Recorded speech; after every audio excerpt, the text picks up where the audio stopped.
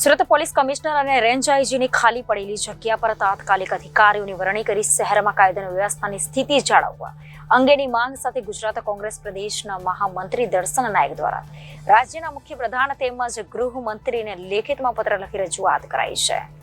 Surat police commissioner તરીકે અજયકુમાર તોમરનો કાર્યકાળ પૂર્ણ થતા હાલ શહેર પોલીસ કમિશનર તરીકેની જગ્યા ખાલી પડી છે। અંદાજિત 65 લાખથી વધુની વસ્તી ધરાવતા ડાયમંડ સિટી સુરતમાં ઇન્ચાર્જ પોલીસ કમિશનરથી જ ગાડલું ગબડવામાં આવી રહ્યું છે। બીજી તરફ જિલ્લા રેન્જ આઈજીની જગ્યા પણ હાલ ખાલી પડી છે। આવા સંજોગોમાં શહેરમાં કાયદો અને વ્યવસ્થાની સ્થિતિ કથળતી જઈ રહી છે તેવા આક્ષેપ સાથેની ફરિયાદ અને રજૂઆત કોંગ્રેસના નેતા દર્શન નાયક દ્વારા રાજ્યના મુખ્ય પ્રધાન અને રાજ્ય ગૃહમંત્રીને લખવામાં આવેલા પત્રમાં કરવામાં આવી રહી છે। કોંગ્રેસ નેતા દર્શન નાયક દ્વારા રાજ્ય ગૃહમંત્રી હર્ષ સંઘવી અને મુખ્ય પ્રધાન ભૂપેન્દ્ર પટેલને લખવામાં આવેલા પત્રમાં જણાવ્યું હતું કે સુરત પોલીસ કમિશનર અજયકુમાર તોમરની વય નિવૃત્તિ બાદ શહેર પોલીસ કમિશનર તરીકે જગ્યા છેલ્લા 10 દિવસથી ખાલી પડી છે। તેવી જ રીતે દક્ષિણ ગુજરાતમાં કાયદો વ્યવસ્થાની સ્થિતિ સંભાળવાની જવાબદારી જેના સિરે છે તેવી મહત્વની પોસ્ટ જિલ્લા રેન્જ આઈજીની જગ્યા પણ હજી સુધી ભરવામાં આવી નથી। સુરત સહિત દક્ષિણ ગુજરાતમાં દિન પ્રતિદિન ગંભીર પ્રકારના ગુનાઓ બને છે। લૂંટ, હત્યા, ચોરી સહિત મોબાઈલ અને ચેન સ્નેચિંગ જેવી ઘટનાઓનો ગ્રાફ પણ વધ્યો છે। આવા સંજોગોમાં ડાયમંડ સિટી સુરતમાં પોલીસ કમિશનર તરીકેની ખાલી પડેલી જગ્યા ભરવી જરૂરી છે। તેવી જ રીતે રેન્જ આઈજીની જગ્યા પર પણ અધિકારીની વરણી કરવી અતિ આવશ્યક છે। જે તમામ બાબતોને લઈ મુખ્ય પ્રધાન ભૂપેન્દ્ર પટેલ અને રાજ્યના ગૃહમંત્રી હર્ષ સંઘવીને લેખિતમાં પત્ર લખી રજૂઆત કરાઈ હતી। ગુજરાતમાં છેલ્લા 30 વર્ષથી ભારતીય જનતા પાર્ટીનું શાસન ચાલે છે।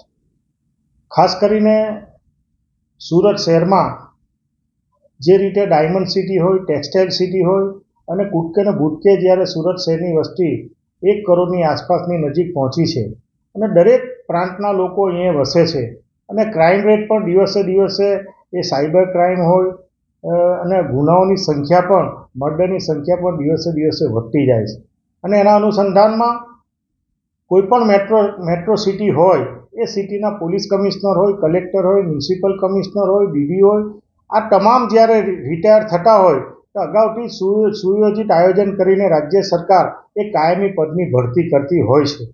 ખાસ કરીને જ્યારે સુરત શહેરના પોલીસ કમિશનર 31મી તારીખે જ્યારે રિટાયર થયા પછી આજે 8 દિવસ પછી પણ એની કાયમી નિમણૂક થઈ નથી। આના કારણે સુરત શહેરમાં જે રીતે કાયદો વ્યવસ્થાની પરિસ્થિતિ અને એનું મોનિટરિંગ કરવા માટે મુખ્ય પોલીસ કમિશનર જે કાયમી નિમણૂક થવી જોઈએ એ થઈ ન હોવાથી અને ખાસ કરીને ગુજરાતના ગૃહમંત્રી જ્યારે સુરત શહેરના પોતે હોય અને એના મુખે હંમેશા સુરત શહેરની હિતની વાત હોય ત્યારે આ ચૂક કયા પ્રકારની થઈ એ સમજમાં આવતું નથી। આનાથી રાજ્ય સરકારની છબીને પણ નુકસાન થાય એવું મારું સ્પષ્ટ માનવું છે। એ અનુસંધાનમાં ખાસ કરીને દક્ષિણ ગુજરાતના રેન્જ આઈજીની પણ જગ્યા હાલમાં ખાલી છે। કાયમ એ પણ ઇન્ચાર્જથી ચાલે છે, એની પણ કાયમી ભરતી થાય અને દક્ષિણ ગુજરાતના લગભગ 1 કરોડથી વધુની આસપાસના 6 જિલ્લાની વસ્તીને પણ ન્યાય મળે। આ બંને પોલીસ કમિશનર શ્રી સુરત અને દક્ષિણ ગુજરાતના રેન્જ આઈજીની કાયમી નિમણૂક થાય એ અનુસંધાનમાં માનનીય મુખ્યમંત્રી શ્રી અને માનનીય ગૃહમંત્રીને પત્ર લખીને સુરત શહેરના લોકોના હિતમાં મેં રજૂઆત કરી છે। Reporter Arvind Rathod, Janadesh news, Surat.